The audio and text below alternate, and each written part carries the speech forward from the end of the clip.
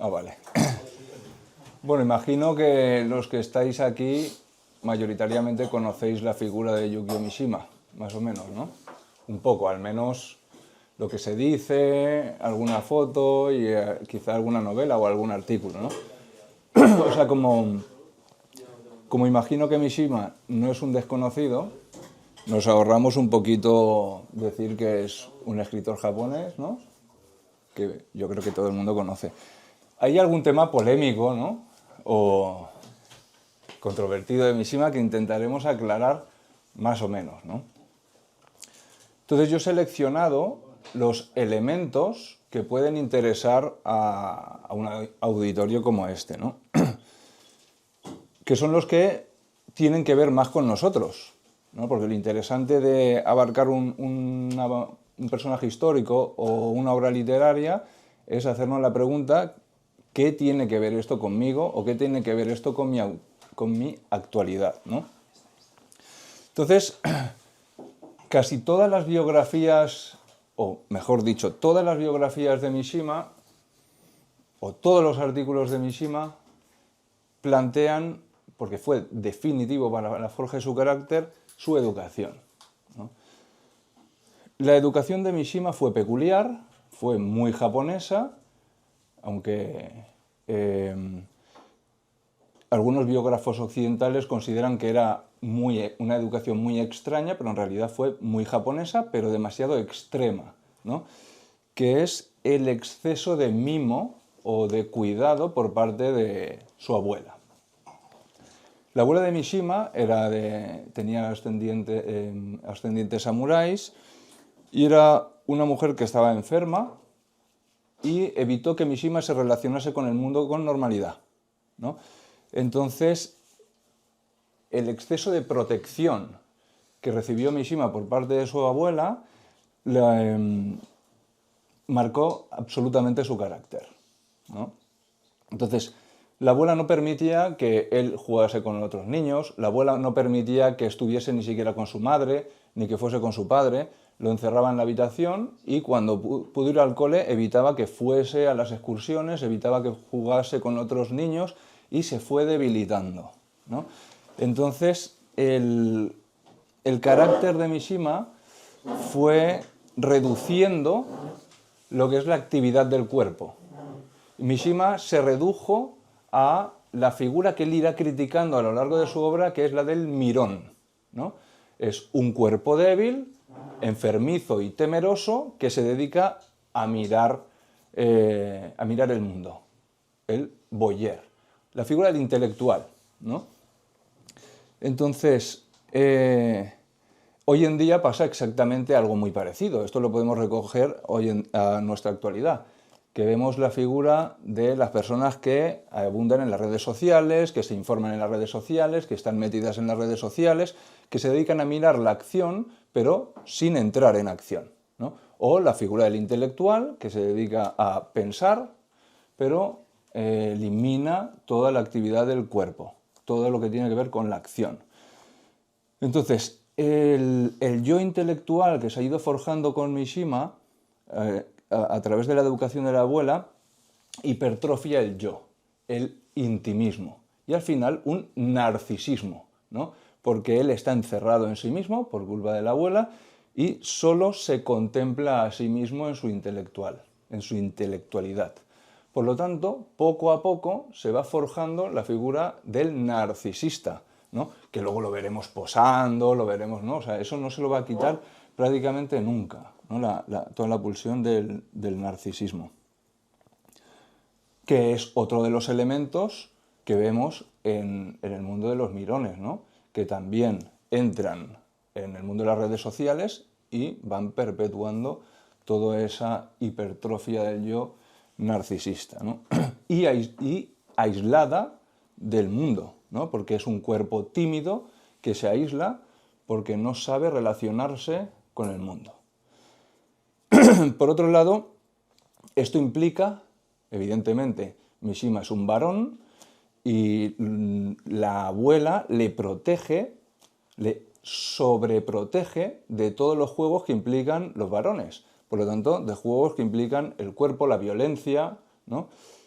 Y esto también generará un carácter en el que hay una ausencia absoluta de virilidad en el joven Mishima. Ya veremos que todo esto va a ser el punto de partida en el que Mishima va a tener que hacer un camino, una especie de camino iniciático, para recuperar el cuerpo y para recuperar la virilidad. Pero esta parte de la educación de la abuela la dejamos a un lado y vamos a otra parte. La abuela, al ser descendiente de un clan samurái, era una persona que tenía mucha cultura tradicional, ¿no? Introdujo a Mishima en el mundo del kabuki, introdujo a Mishima en el mundo del teatro no, el kabuki es un teatro más popular, ¿no? Es para el que no, el típico teatro japonés en el que se pintan la cara, ese es el kabuki, que hay muchas historias más populares. Sería algo muy parecido a Lope de Vega, ¿no? Obras de teatro de capa y espada. Mientras que el teatro no, es un teatro sintoísta, ya mezclado con el budismo, y es un teatro religioso, ¿no? Mucho más tradicional. Entonces, la abuela le introduce en el teatro kabuki a partir de una historia de los 47 Ronin, que son los 47 samuráis, que es una historia en la que hay una venganza por parte de unos samuráis que han matado a su líder y tal. Bueno, en todo caso, la estética de Mishima es absolutamente tradicional y épica, pero solo como mirón, solo como observador. Idealiza el mundo de los cuentos de hadas, el mundo de los samuráis, el mundo de las batallas, pero solo como observador. Eso le va a crear un enorme complejo, ¿no? Que él va a tener que resolver. Y la abuela también le introduce en ese pesimismo de haber idealizado el mundo antiguo, pero no poder verlo en su presente. Y eso va a enfocar a Mishima en el mundo del romanticismo, ¿no? Un romanticismo que luego ya entrará en el Nihon Roman-ya, que es la escuela romántica japonesa, y es un romanticismo que plantea una escisión con respecto al mundo. Idealiza el pasado, pero lo imposibilita para ejercer la acción en su presente. Por lo tanto, genera en él un carácter absolutamente melancólico, ¿no? Entonces, ¿qué encontramos aquí? No sé si ir a la parte... No, iremos a lo... Bien, vamos a ver un poquito primero el tema en el que Mishima... Sí, porque primero entra en el Nihon Roman-ya y luego hace, después de haber escrito varios poemas y varias historias de carácter romántico, influenciadas indirectamente por el romanticismo alemán, él luego escribirá Confesiones de una máscara, que es donde habla de su homosexualidad. Y entonces ahí tenemos que pararnos un ratillo, ¿no? Que yo espero que nos dé tiempo. Si alguien tiene alguna duda, yo paro y, ¿no? Porque a lo mejor estoy contando cosas que todos vosotros sabéis y no tenemos mucho tiempo, ¿no? Entonces, el romanticismo japonés se basa en una nostalgia en concreto, no sé si hay gente que ya... Bueno, quizás digo cosas que ya sabéis, pero Japón durante prácticamente 300 años se aisló durante el shogunato Tokugawa, ¿no? Entonces, los Estados Unidos, en su actividad imperialista, el Comodoro Perry llega a Japón y quiere obligar a los japoneses a prácticamente ser una colonia, para resumir, ¿no? Japón decide, bueno, hay una guerra civil, no lo vamos a extender mucho, decide hacer lo que se llama la Revolución Meiji, ¿vale? Si no recuerdo mal, es en 1868. Hacen la Revolución Meiji, que significa más o menos mantener el espíritu japonés, pero con tecnología occidental. O sea, copiar el sistema británico para poder garantizar su independencia. Para ello, tiene que modernizarse, ¿no? O sea, no sé si habéis visto la película El último samurái, pues eso era la restauración Meiji, ¿no?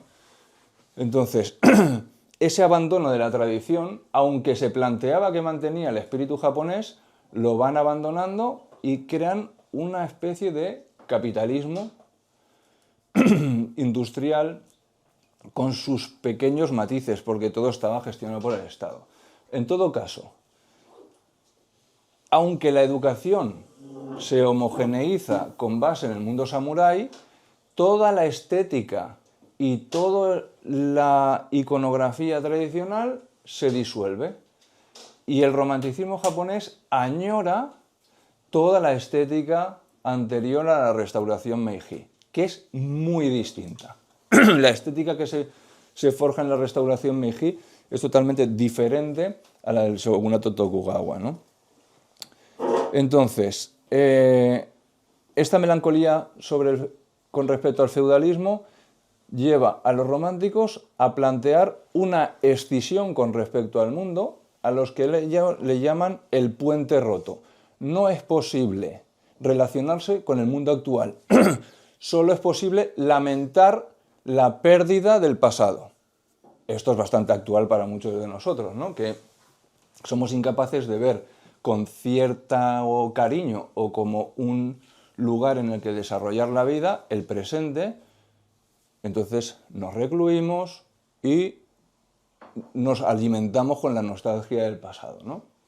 No digo que sea el caso de ninguno de los de aquí, pero todos conocemos que eso pasa, y no solo en el ambiente, sino en cualquier lugar, ¿no? Esta idealización del pasado que no nos deja hacernos cargo de nuestro presente. Por lo tanto, el romántico japonés contempla, y entre ellos Mishima, contempla esa idea del puente roto, ese lugar intransitable.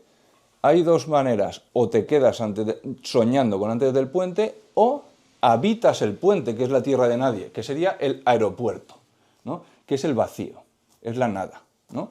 El habitante del puente es aquel que está entre dos mundos, pero no pertenece a ningún mundo. Y Mishima se concibe a sí mismo como el habitante del puente, ¿no? Aquel que no pertenece a ninguno de los dos mundos, o sea, un auténtico desarraigado. Entonces, la idea de belleza que él hereda del mundo tradicional y que reivindica el romanticismo es lo que Ruth Benedict explica muy bien en su libro El crisantemo y la espada, ¿no? Que sería, el crisantemo representa toda la belleza, para utilizar términos nietzscheanos que nos entendamos, apolíneo, ¿no? Es toda la belleza amable, etc. Y la espada, que sería el combate, es el punto del equilibrio entre la belleza, la construcción y la destrucción, ¿no? Que se ha ido perdiendo a medida que ha ido pasando el tiempo, ¿no? Bien.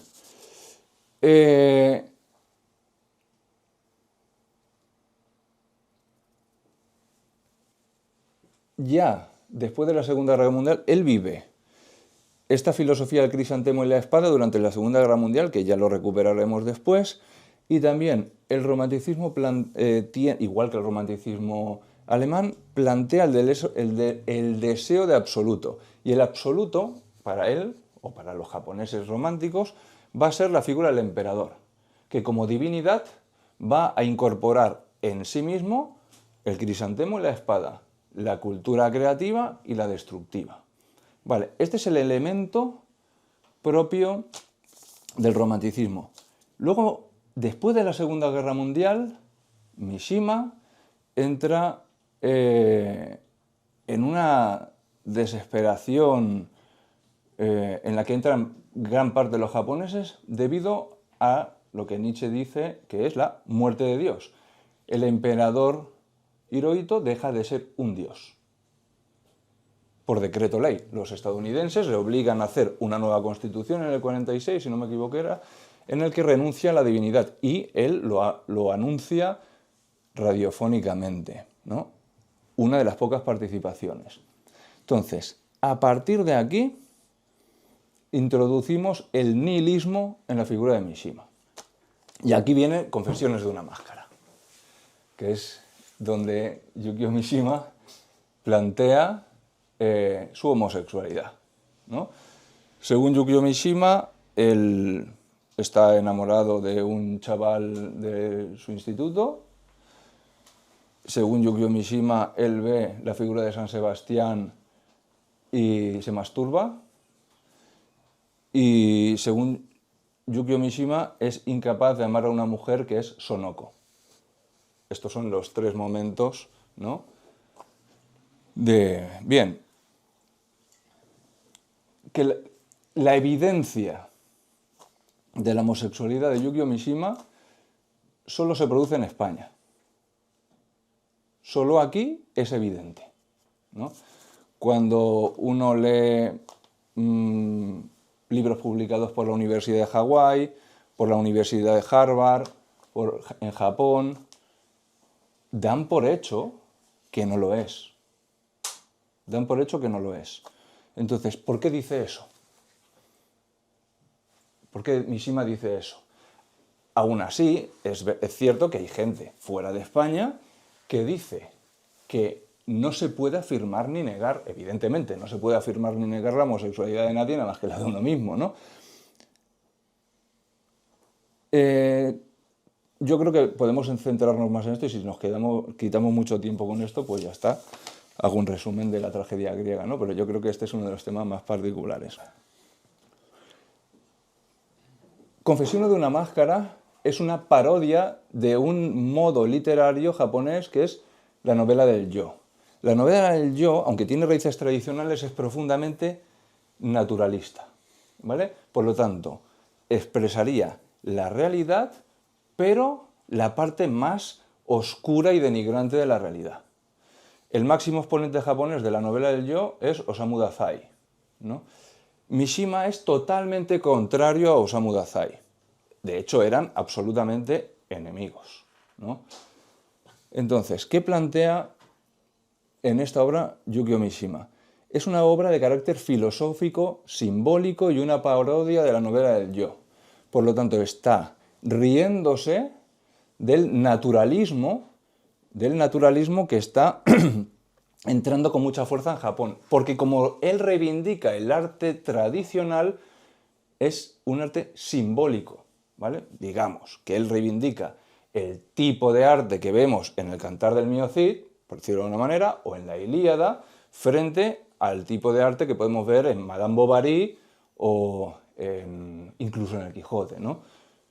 Él reivindica la estética de la épica, simbólica, arquetípica, frente al naturalismo. Entonces, ¿qué significa el San Sebastián? Es evidente. Bueno, no es evidente. Posiblemente su padre tenía escondido un libro en el que él vio el San Sebastián. Pero él, Mishima, es un gran admirador de Oscar Wilde, que sí que... Thomas Mann y Gabriele D'Annunzio. Y había leído a los tres. Y los tres hablan del San Sebastián. Gabriele D'Annunzio tiene un libro que tradujo Mishima sobre el San Sebastián. Thomas Mann habla sobre Sebastián. Oscar Wilde, cuando sale de prisión, se cambia el nombre y se pone el de San Sebastián. Por lo tanto, es un símbolo que él incorpora ahí. ¿Por qué él dice que tiene atracción por los hombres? Simbólicamente, ¿qué es la homosexualidad? Él dice que admira el cuerpo masculino. Repito, es todo simbólico. No es una autobiografía, Confesiones de una máscara. Solo se lee como autobiografía en España. Tengo un capítulo entero sobre eso, con mogollón de fuentes, y todos los textos que he trabajado son publicados por Harvard, etc. O sea que no son textos. ¿Qué es el cuerpo masculino? ¿Para qué está diseñado el cuerpo masculino? Cuando a un hombre le preguntan, mayoritariamente, todo es mayoritariamente, qué le gusta o qué es atractivo de un cuerpo femenino, normalmente casi todo lo que atrae eróticamente de un cuerpo femenino es lo que tiene que ver con la vida. Es lo que tiene que ver con dar vida. Sin embargo, lo que atrae de un cuerpo masculino, mayoritariamente es lo que viene a traer muerte. Cazadores, ¿no? Es una fuerza física que está diseñada para matar, tanto para agredir como para proteger. Entonces, lo que él ve en el cuerpo masculino es el destino a la muerte. Por eso, no solo se siente fascinado por soldados y por cuerpos, torsos desnudos, sino por el que lleva un cubo de heces, ¿no? Porque las heces representan la muerte.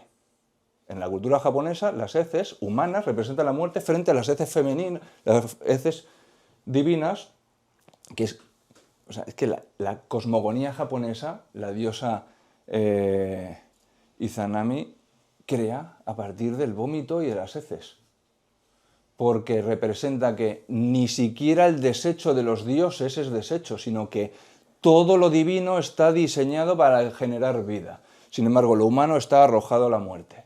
Por lo tanto, lo que está planteando Yukio Mishima en Confesiones de una máscara es el ser para la muerte sin capacidad de salvación, sin capacidad de vida. No puede amar a la mujer porque amar a la mujer es amar la vida. Es nihilismo. Lo que está planteando Yukio Mishima en Confesiones de una máscara es lo que siente un nihilista.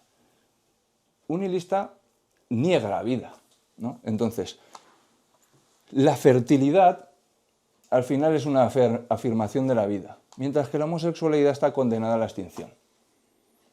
El que el hombre se siente atraído simbólicamente por la muerte, o sea, por el cuerpo masculino que representa la muerte, significa la infertilidad del mundo nihilista sin Dios. Y de hecho, así lo interpretaron los propios japoneses. Confesión de una máscara no se vendió en Japón cuando se publicó porque los japoneses lo leían así. Lo leían como una reminiscencia de un soldado de la Segunda Guerra Mundial. Lo veían como alguien que se había quedado atascado en la Segunda Guerra Mundial y era incapaz de vivir, ¿vale? Ellos lo comentan así. Yo cito varios autores japoneses que lo comentan así. Incluso el director de su colegio dice que no se entiende la visión negativa, porque es una visión negativa la que plantea Mishima sobre la homosexualidad, que muchos la han interpretado como que era homosexual, pero no quiere ser homosexual, pero la visión negativa no se corresponde a mogollón de obras literarias japonesas donde la homosexualidad casualmente es samurái. Hay muchos samuráis que yo he citado varias obras en las que hay relatos de samuráis que plantean la homosexualidad como el camino de la virilidad, ¿no? Entonces el director de su cole dice, si la homosexualidad era bastante normalizada, porque en Japón no se condenaba, se ocultó la homosexualidad para contentar a los occidentales. Sin embargo, la visión negativa de Mishima, según su director, no se correspondería a lo que se vivía en aquella época en Japón. Que su concepción sea negativa, su expresión sea negativa, tampoco significa que la esté criticando. Lo que está planteando es la corrosión del nihilismo. Es un símbolo que representa la negación de la vida, ¿vale? Cuando él se masturba pensando en el San Sebastián, él va a la playa, posa como San Sebastián y se vuelve a masturbar, ¿no? Y uno dice, bueno, esto es un tarao, ¿no? Vale, pues en la historia de la literatura hay una cosa que tiene un término francés, que es la petite mort, que es la pequeña muerte, que es la eyaculación sin proyección vital. O sea, la eyaculación con proyección vital es la eyaculación en un cuerpo femenino, con útero, etcétera, etcétera, ¿no? Abierta la vida. Sin embargo, la eyaculación en el vacío se considera la petite mort, que es la experiencia de una muerte antes de la muerte. Por lo tanto, y es evidente que Yukio Mishima esto lo conocía porque había leído a Radiguet, había leído a Cocteau, había leído a un montón de autores que hablan casualmente de esto. Por lo tanto, estéticamente, la petite mort es la masturbación en la nada, en el vacío. Y la nada, el vacío, es representado en Yukio Mishima con la figura del mar. Y no solo en Yukio Mishima, en la cultura tradicional. O sea, el mar es la nada, la destrucción.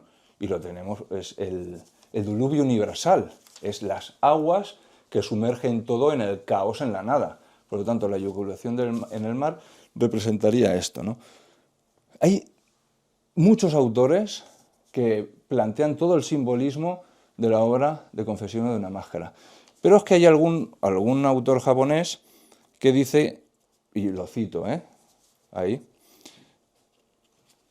y Ishihara se llamaba este. Bueno, perdona que no me acuerdo de todos los nombres, pero plantea que la homosexualidad de Mishima es el gran juego que hizo él, es el gran juego de máscaras que hizo él y que se rió de mucha gente generando esa duda, ¿no? Entonces, en Francia, los libros de lectura, o sea, los que plantean el estado de la cuestión de Mishima, en Estados Unidos, en Japón, revisan esto y hay muchísimas fuentes. Aquí en España no. Aquí en España todos los libros que he leído, y todo viene por las biografías que se han publicado aquí, ¿no? Todo viene determinado por esas biografías y nadie, o sea, pero yo estoy hablando en el libro, estoy hablando de libros que llevan 20 años publicados, no se están publicando ahora, llevan 20 años publicados en inglés y en francés. Y aquí yo me sorprendí y dije, hostia, o sea, esto es un territorio virgen. Esto lleva 20, 30 años publicados y nadie lo ha puesto. O sea, simplemente yo en ese capítulo sobre el vacío, o sea, sobre el vacío, la nada y el nihilismo, vinculado simbólicamente a la homosexualidad, lo que hago es poner la información que otros han dado en todo el mundo, ¿no? Sobre todo en Estados Unidos, y que luego cada uno saque sus conclusiones, ¿no? No sé si sobre esto hay alguna duda. Vale, pues las bombas atómicas, que son una de las cosas que provocarán el nihilismo y que él haga esta obra sobre la diciendo sobre su homosexualidad, es la segunda castración. La primera había sido de la abuela, la segunda fueron las bombas atómicas que castraron a todo Japón. ¿En qué sentido castraron? Lo convirtieron en pasivo. Japón había sido una potencia activa que había decidido su destino durante toda la historia. Japón no ha sido conquistado en su vida.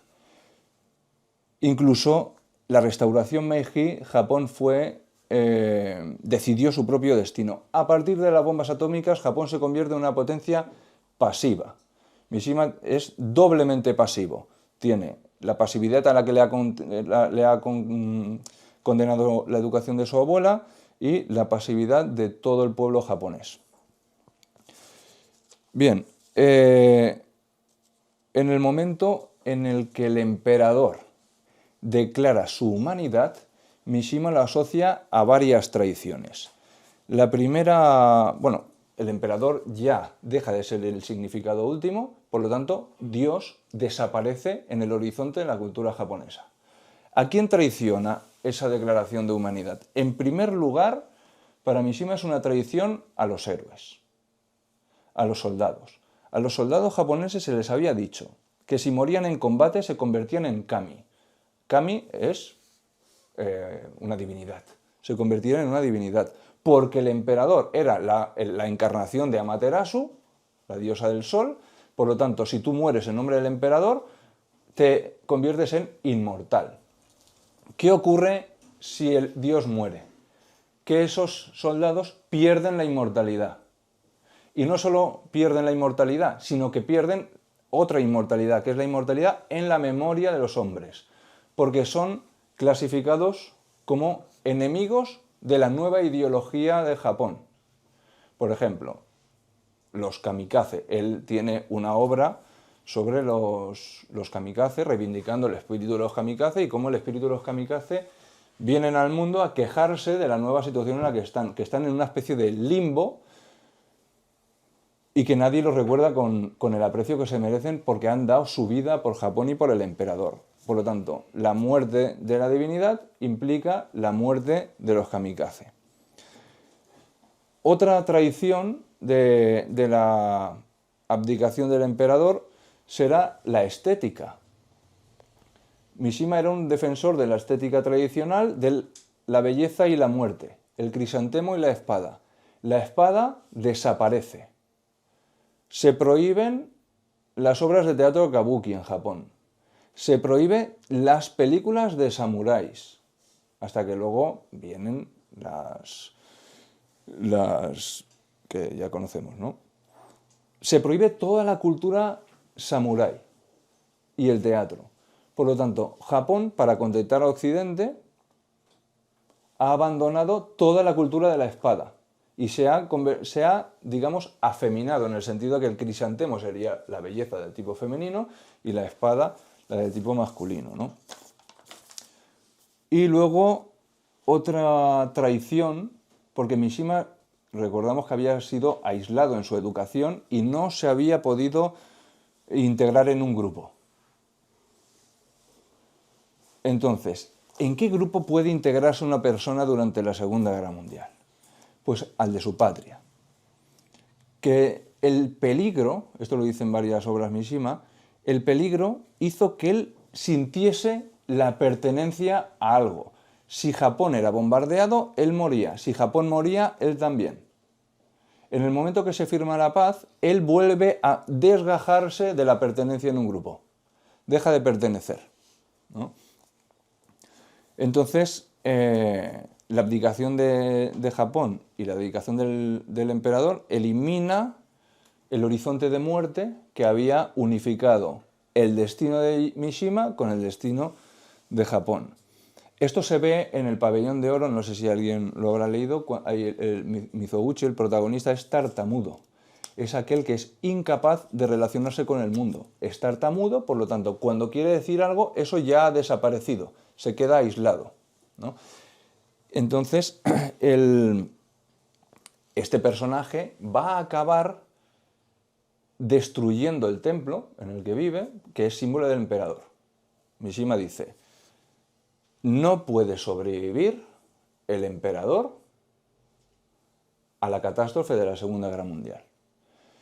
Encarna el pabellón dorado, ese templo, en la figura del emperador, y Mizoguchi, que es un tartamudo, decide quemar el templo, ¿no?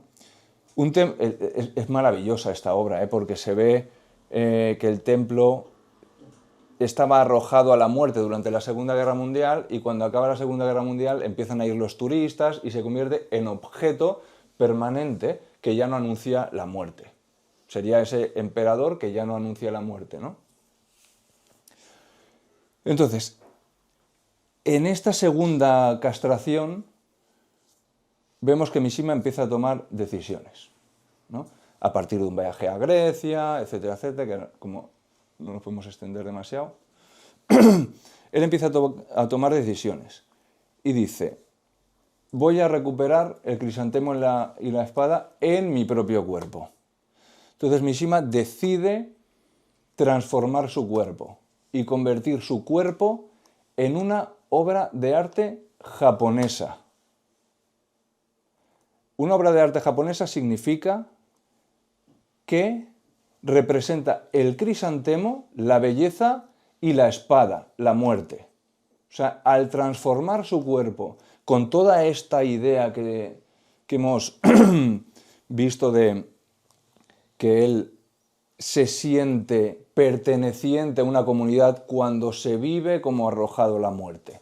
Ya en la transformación de su cuerpo, con toda la estética que ha planteado, está anunciando su final, porque la belleza tiene el destino de la muerte, ¿vale? Él nunca va a dejar de ser un nihilista. Entonces, a este cuerpo que él va a modificar, ¿cómo lo va a modificar? Se va a apuntar a hacer culturismo, se va a apuntar a hacer kendo, se va a apuntar a hacer boxeo. Boxeo lo deja, creo que está 1 año, porque no es que sea muy... que le calientan, vamos.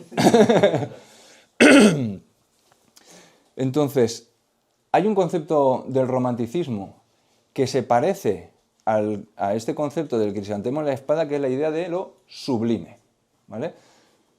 La diferencia entre lo bello y lo sublime lo plantea por primera vez Kant, que es, lo bello es una belleza armoniosa, el equilibrio, y lo sublime es una belleza que es violenta y te arroja al terror y a la muerte. Por lo tanto, un ejemplo, ¿no? Un prado con sus vacas, pues sería bello. Un acantilado en un momento de tormenta sería sublime, ¿no? Entonces, si un cuerpo está formado siguiendo los criterios de la belleza, apuesta por la vida, la perpetuación, ¿no? Y las formas apolíneas. Pero si está creado de forma sublime, no solo lleva las formas bellas, sino que incorpora el estar arrojado a la muerte. Y esta idea es la que va a tener Mishima cuando cambie su cuerpo. Su cuerpo no va a ser el del culturista que quiere fotografiarse para que lo vean en Instagram, aunque él se publica en fotos porque habíamos visto que la hipertrofia del yo le había convertido, y eso es verdad, en un narcisista, ¿vale? Y lo sigue siendo. Pero él, su idea de belleza es la idea de lo sublime y su idea de belleza es la del crisantemo y la espada. Por lo tanto, un cuerpo fuerte es un cuerpo cuyo destino es la muerte. Entonces, por un lado, modificará su cuerpo para la muerte. Y por otro lado, su deseo de pertenencia, que se ha roto tras la firma de la paz de la Segunda Guerra Mundial, él va a formar la Sociedad del Escudo, el Tate no Kai, que es un ejército privado, que muchos lo criticaban de, bueno, eran 4 estudiantes, sí. Pero simbólicamente, Mishima necesita morir en una comunidad, necesita pertenecer a una comunidad porque es el ingrediente que necesita para morir heroicamente, en el seno de una comunidad y no siendo un individuo, ¿vale? No olvidemos, es que me van viniendo cosas, pero no olvidemos que Mishima era profundamente nietzscheano. Él no solo es artista, sino que considera que la vida es una obra de arte. Por lo tanto, él está creando una gran obra de arte, una gran ópera wagneriana, ¿no? En el que él pertenece, su cuerpo, su vida, también forma parte de la obra de arte. En eso él es no solo romántico, sino que es nietzscheano, ¿no? Entonces, el escenario en el que él tiene que morir es el escenario en el que él pertenece a un grupo. Por lo tanto, da igual si son estudiantes, si son aguerridos, si son fuertes o si están diseñados para pelear o no. Simplemente es el ingrediente de la comunidad que él necesita para arrojarse a la muerte perteneciendo a algo más elevado que el mero individuo, para poder abrazar su destino. ¿Qué es este abrazar su destino? Mishima está absolutamente influenciado, aparte de por el romanticismo alemán, por la tragedia griega. De hecho, tiene varias tragedias, versiones de tragedias griegas, que él las adapta al mundo japonés, ¿no? Con toda la mentalidad actual. O sea, no la mentalidad actual, en un escenario actual, ¿no? Entonces, no están publicadas. Creo que ahora cada año van publicando cosas, las están traduciendo a Alianza y van publicando, pero la mayoría no están publicadas al español, pero están en inglés. Hay muchas de las tragedias de Mishima, ¿no? Como sabéis, la tragedia griega, lo más importante de la tragedia griega es que no somos dueños de nuestro destino. No somos dueños de nuestro destino. No es que las cosas acaben mal. Trágico, que viene del macho cabrío, ¿no? Es que los dioses, en el caso de Eurípides, que es el que Nietzsche critica más, porque, bueno, ya no son los dioses, son las pasiones, es un moderno, es un burgués, ¿no? Pero la tragedia griega, básicamente lo que plantea es que la voluntad humana nada puede contra la voluntad del destino, que lo marcan los dioses o en Eurípides las pasiones. Es verdad que la tragedia griega no deja espacio a la libertad.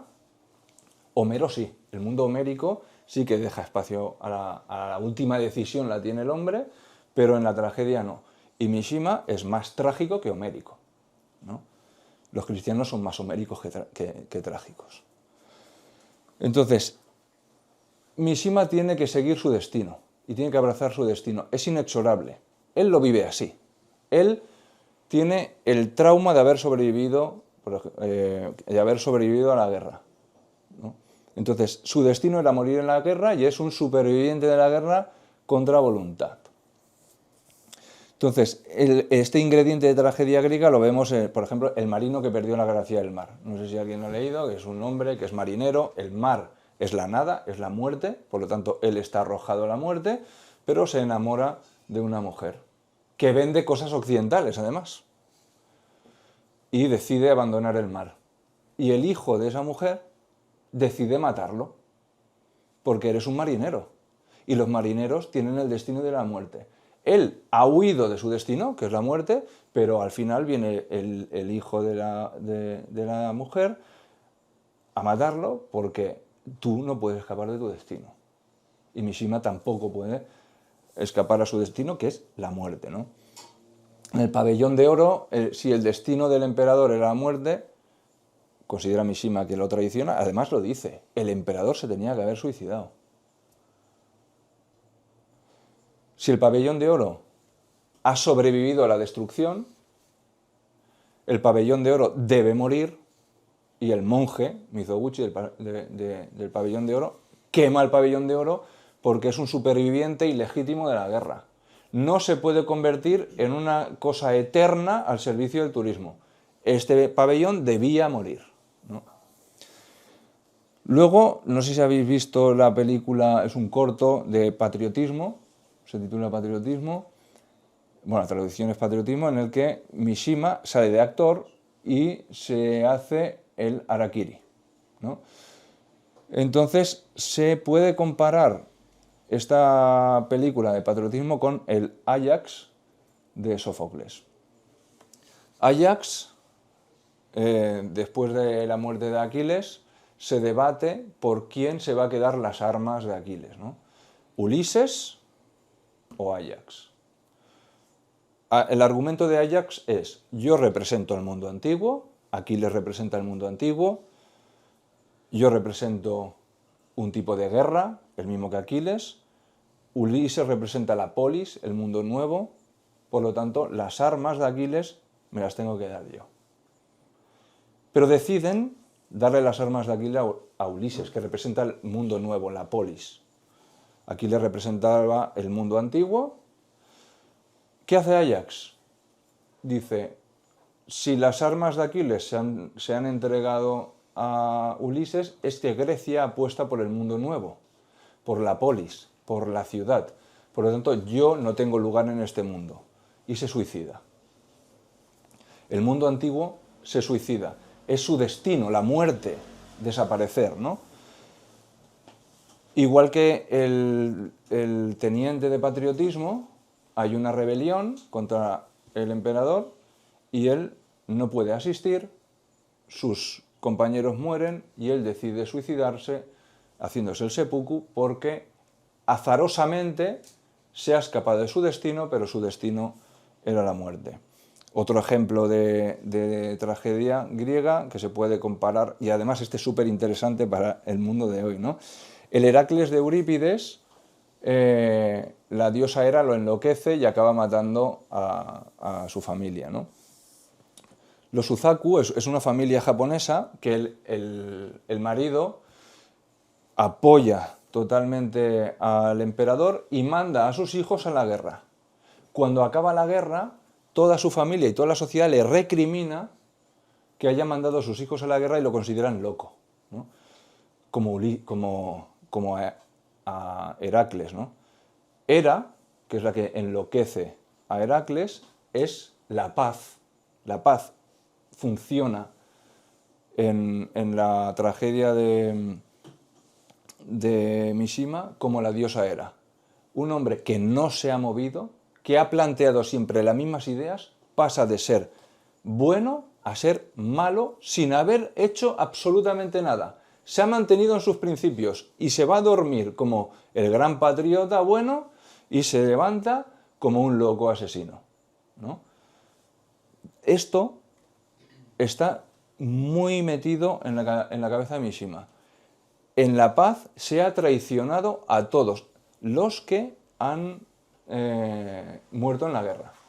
Él acusa mucho el cambio de mentalidad, que hace que una persona sea buena un día y al día siguiente sea considerada un demonio, ¿no? Por haberlo dado todo.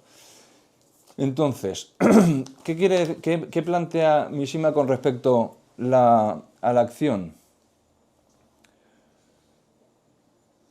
Da igual la ideología que defiendas. Mishima lo que plantea es la pureza. Lo que salva a un hombre de cara a la historia es la pureza de la acción, la sinceridad a la hora de cometer una acción. Y eso es lo que, aunque los tiempos vayan cambiando, hay que ver en el corazón de los hombres si su acción era pura. Podemos considerar que, bueno, yo he escuchado batallas, ¿no?, de los romanos son muy malos porque los íberos molan más, ¿no? Entonces, ¿qué hay en el corazón de esos romanos y qué hay en el corazón de esos íberos? ¿Qué hay en el corazón de los romanos y qué hay en el corazón de los visigodos? ¿Qué hay en el corazón de todos aquellos hombres que a lo mejor uno se puede sentir incómodo? Ahora la cosa está cambiando, pero antes, cuando había tanto paganismo, era, bueno, pues los cristianos malos todos, ¿no? Entonces, tú puedes ser no cristiano y ver qué hay en el corazón de aquellos hombres que fueron a reconquistar, ¿no? O la conquista de América, ¿no?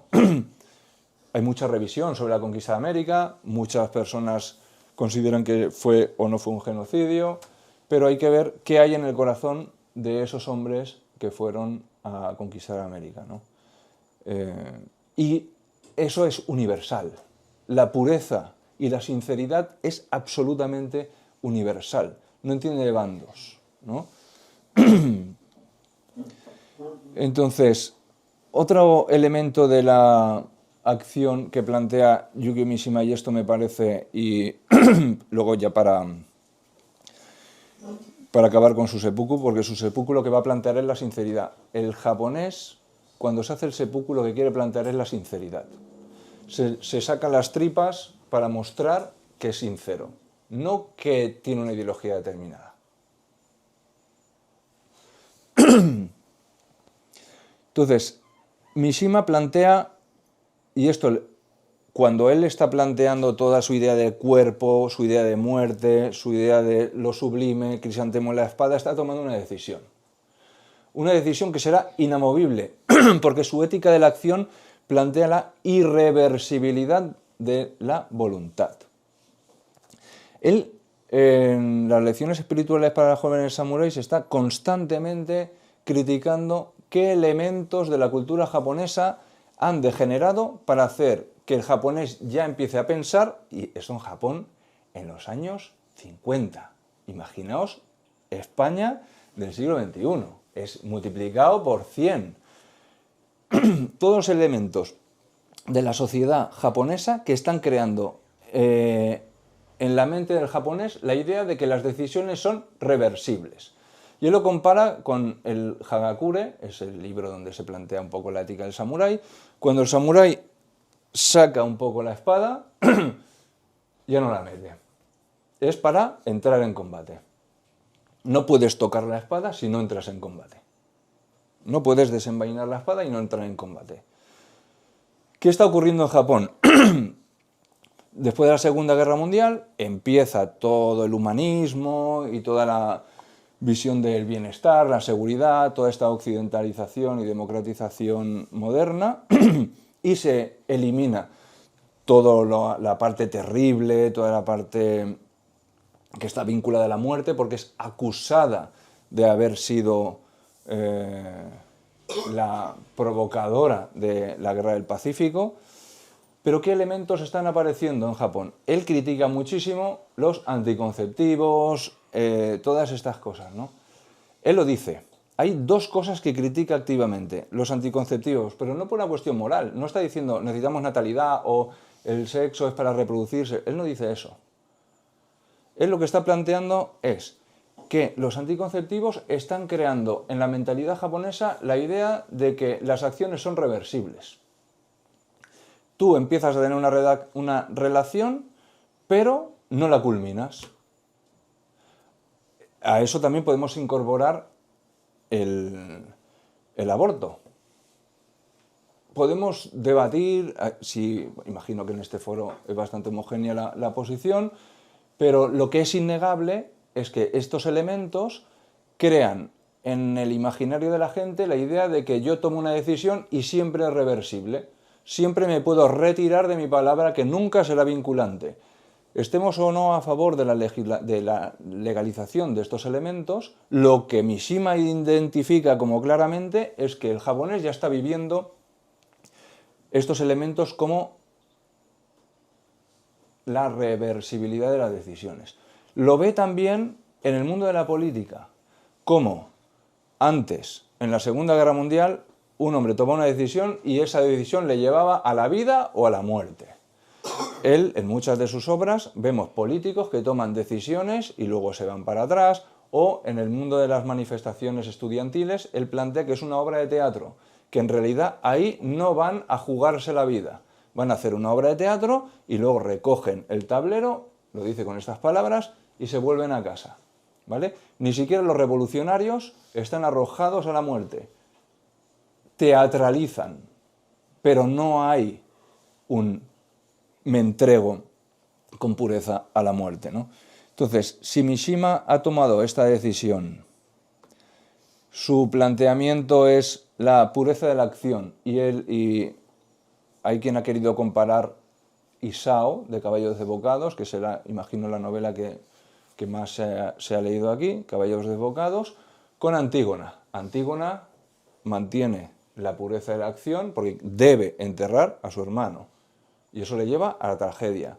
Isao debe cometer un acto de pureza, que es matar a quien tiene que matar, y eso le lleva a practicarse el seppuku. Con toda esta visión del mundo de la acción y de la transformación del cuerpo, Mishima cambia. Deja de pertenecer al mundo del mirón, deja de pertenecer al mundo del observador, deja de pertenecer al mundo del mero intelectual y se transforma en el hombre de acción. Pero claro, la acción, según la concepción de Mishima, debe ser sublime, por lo tanto, arrojada a la muerte. Y un cuerpo bello es aquel que anuncia la muerte. Y esto, evidentemente, ya los propios japoneses le decían, vale, pero ¿cuándo te suicidas? Porque él había predicado esto constantemente y no podía tirarse para atrás porque la acción es absolutamente irreversible. Entonces viene el capítulo que todos conocéis en el cuartel, ¿no? Entonces, sobre la pregunta de ¿estamos o no de acuerdo en el seppuku de Yukio Mishima? En la cultura japonesa era inexorable. Él lo había planteado, no se podía tirar para atrás y además lo deseaba. Él había sobrevivido ilegítimamente a una guerra. El suicidio ritual por seppuku era súper habitual en el mundo feudal. De hecho, lo tuvieron que prohibir porque se quedaban sin samuráis. Tuvieron que prohibir el seppuku porque era en masa, ¿no? Entonces, lo que cambió muchísimo una época, que va a estar esto en toda la filosofía de Yukio Mishima y de un montón de escritores japoneses, fue el seppuku ritual en 1912 del general Nogi, uno de los héroes de la Primera Guerra Mundial. No, de la guerra contra Rusia, ¿vale? Ruso-japonesa, de 1905. El general Nogi había perdido unos estandartes durante la guerra, aunque ganó todos los combates, o gran parte de ellos. Y le pidió al emperador Meiji hacerse el seppuku, por deshonor por haber perdido una bandera. El emperador le dijo que no, le prohibía el seppuku. Y el general Nogi, cuando muere el emperador Meiji en 1912, decide hacerse el harakiri. Él se hace el harakiri y su mujer hace el suicidio ritual femenino, que es parecido, pero yo no sé cuál es más llamativo, porque es acuchillarse el cuello, ¿no? O sea, no sé cuál de los dos es más. Se considera que el seppuku del general Nogi es realmente el que pone fin a la época Meiji, no la muerte del emperador Meiji, sino el seppuku del general Nogi, porque los japoneses consideraban que habían superado la época feudal justo cuando entran a occidentalizarse en la época Meiji. Pero el general Nogi, que había apostado absolutamente por la occidentalización de Japón, decide hacerse el seppuku. Y eso crea un shock en muchos autores que cambian su obra literaria a partir de ahí. Un montón de novelistas cambian su obra literaria y empiezan a dejar de jugar con el lenguaje para hacer novela histórica. Cambia muchísimo la literatura japonesa, ¿no? Entonces, sí que es cierto que el seppuku cambia la sociedad, cambió la sociedad, y Mishima eso lo sabía. Mishima, cuando se hace el harakiri, cambia la sociedad. En el propio Japón se plantea que la época Showa termina con el seppuku de Yukio Mishima. Es el seppuku de Yukio Mishima el que termina con la época Showa. Y no solo eso, sino que muchos de los condenados en los juicios de Tokio por parte de los tribunales occidentales son exhumados a partir del seppuku de Mishima, fueron condenados por crímenes de guerra. Los sacan y los entierran delante del palacio del emperador en un templo para los héroes. El seppuku de Mishima redime, o sea, hace que los propios japoneses digan: no puede ser que esta gente que murió por Japón, da igual su ideología, los tengamos condenados. Los desentierran y todo Occidente, bueno, imaginaos que eso pasa en según qué otros países, que cogen a los condenados de la Segunda Guerra Mundial y los enterran con todos los honores delante, ¿no? Y eso se produce a partir del seppuku de Mishima. Igual que Ajax, cuando ve que su mundo ha acabado, se suicida. Werther, la novela de Goethe, ¿no? Cuando la chica decide irse con el mundo nuevo, Werther, que ve que su mundo ha desaparecido, él desaparece con su mundo, ¿no? Y al fin y al cabo, Mishima acaba con su mundo, pero también lo redime. También redime ese mundo, ¿no? Entonces, para no extenderme mucho más, porque creo que ahora ya ha llegado la hora, en punto, ¿no? No sé si hay alguna duda, alguna... Sí. ¿Qué tal? Enhorabuena por la conferencia. Yo te quería preguntar sobre la obra del Sol y el Acero. ¿Vale? Bueno, yo soy de Éticas, que la vamos después de ti, y nosotros recomendamos esa lectura.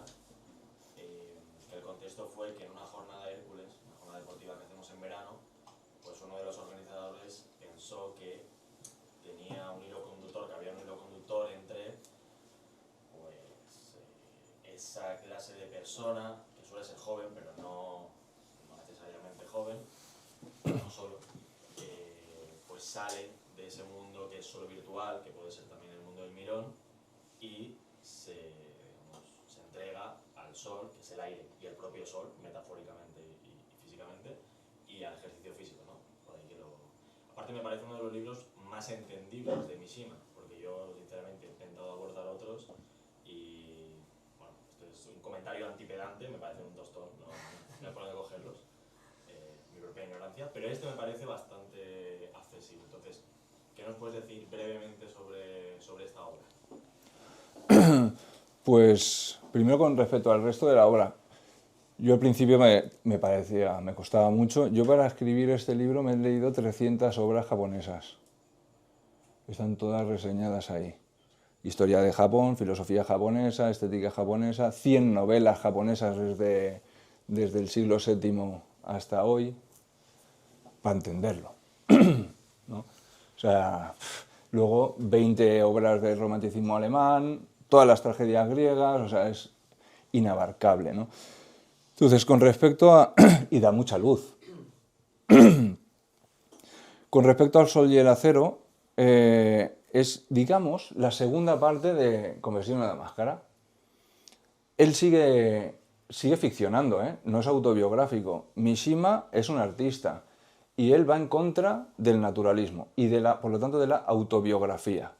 Siempre va a haber, pero es que la propia novela del yo, como era naturalista y tenían que vivir lo que escribían, se metían en burdeles y cosas así para poder ser fieles a la vida, ¿no? Mishima va a favor siempre de la ficción, del arte. Entonces, ¿qué ocurre en Confesión de una máscara? Mishima está aquí y la obra está aquí. Muy ficcionada. En El sol y el acero se confunden. El sol y el acero está muy próxima la vida de Mishima con la obra de arte. Digamos que si en Confesión de una máscara están aquí, aquí están aquí. O sea, muchas de las cosas que él relata son físicamente reales. Es su experiencia lo que puede haber sido ficcionada, pero no inventada, sino simbólica, ¿vale? Por ejemplo, cuando él se sube al avión, la imagen del cielo, ¿no? Que él dice, me siento como en una eyaculación. O sea, ya no es en el mar la eyaculación, él es hacia el cielo, que es diferente, ¿no? El cielo, en Mishima, sí que es el ser. Por lo tanto, pasa de la eyaculación en el mar para la eyaculación en el cielo, ¿no?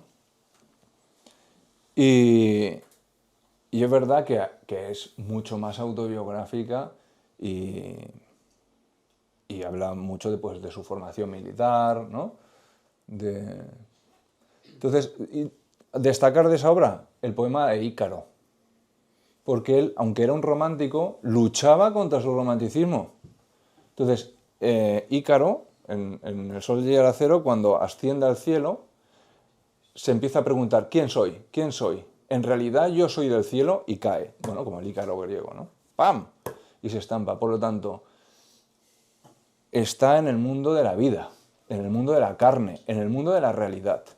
Por lo tanto, digamos que El sol y el acero es un intento de desembocar en el mundo de la realidad. No del todo, pero sí que es ese intento, o es al menos reconocimiento de que el mundo del mero sueño no sirve. Entonces sí que es un libro que plantea esto, ¿no? Que la realidad es un lugar para la carne, para el cuerpo y para desarrollarse en ella. Al menos él lo intenta. No sé si te he contestado. Sí, gracias. Sergio, yo que soy muy de Celine, ¿no? Celine sí que era una persona que hace... Yo no he leído a Mishima, ¿vale? Entonces, no puedo opinar. Sé de Mishima por terceros, ¿no? Entonces siempre os digo lo de ébola y tal, leer a Eduardo Alcántara, que es más fácil.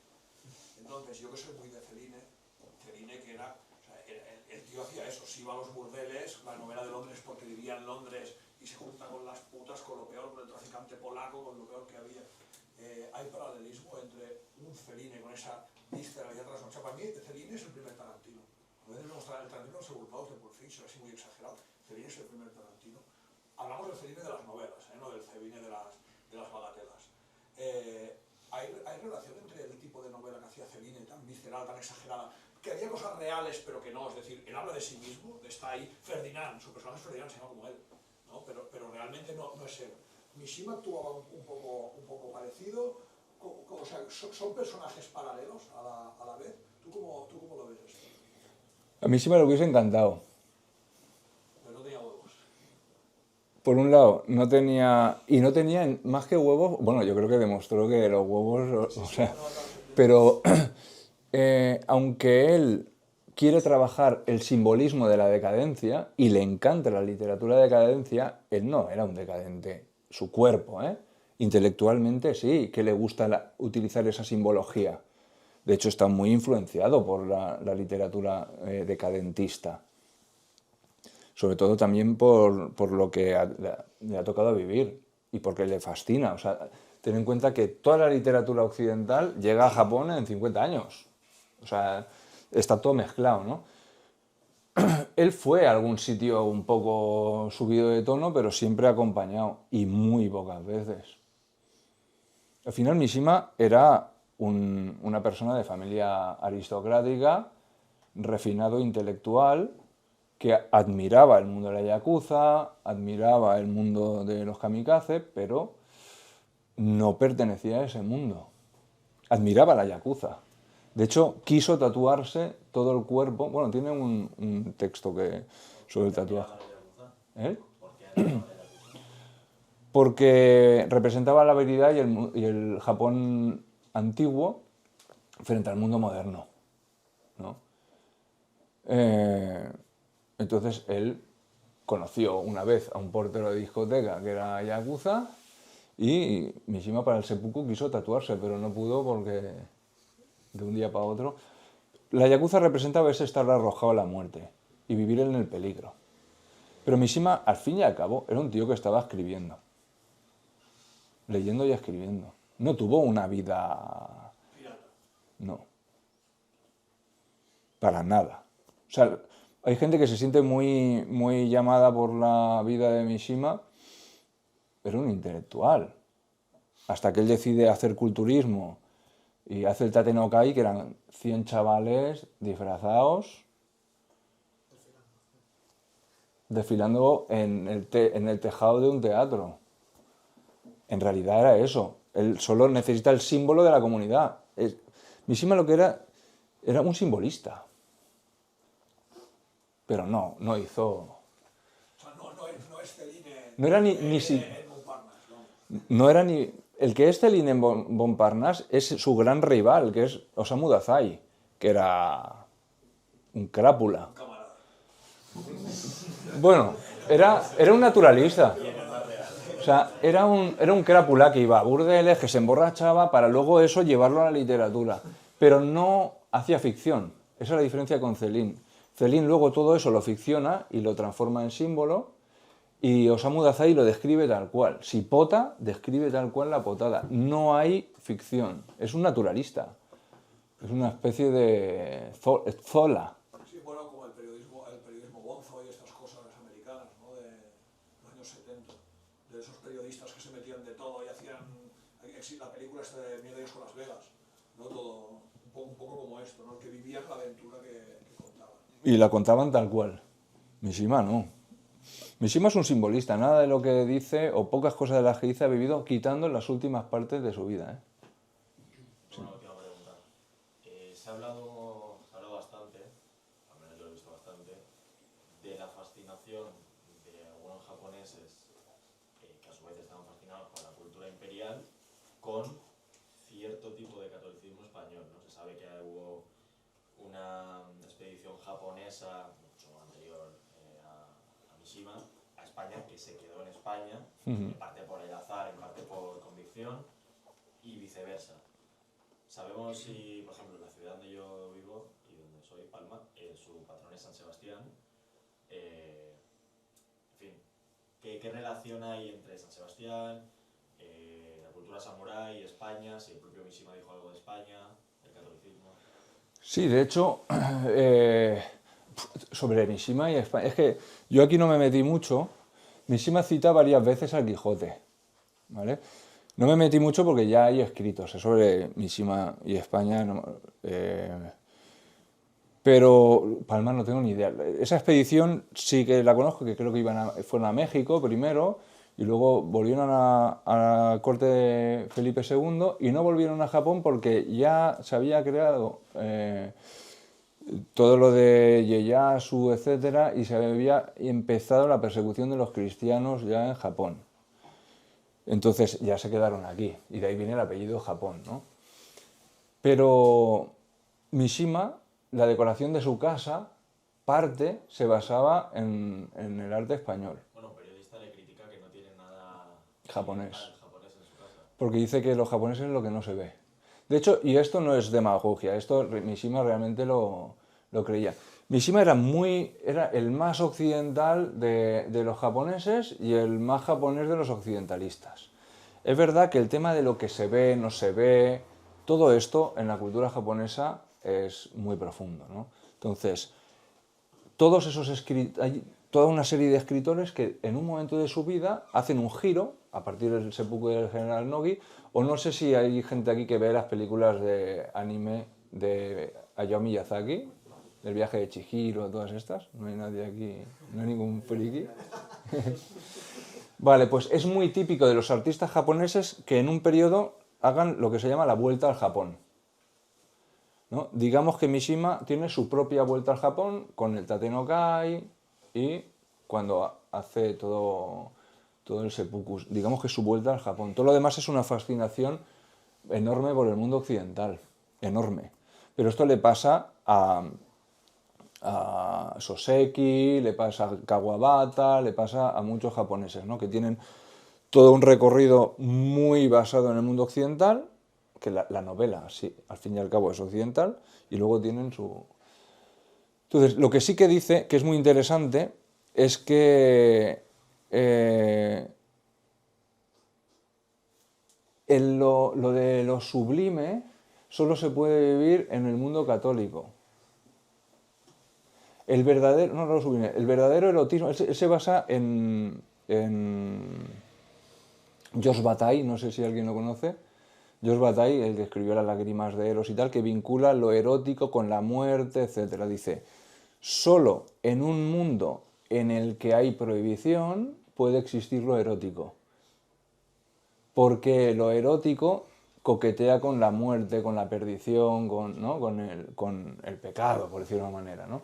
Entonces, él dice que solo un país católico puede ser erótico.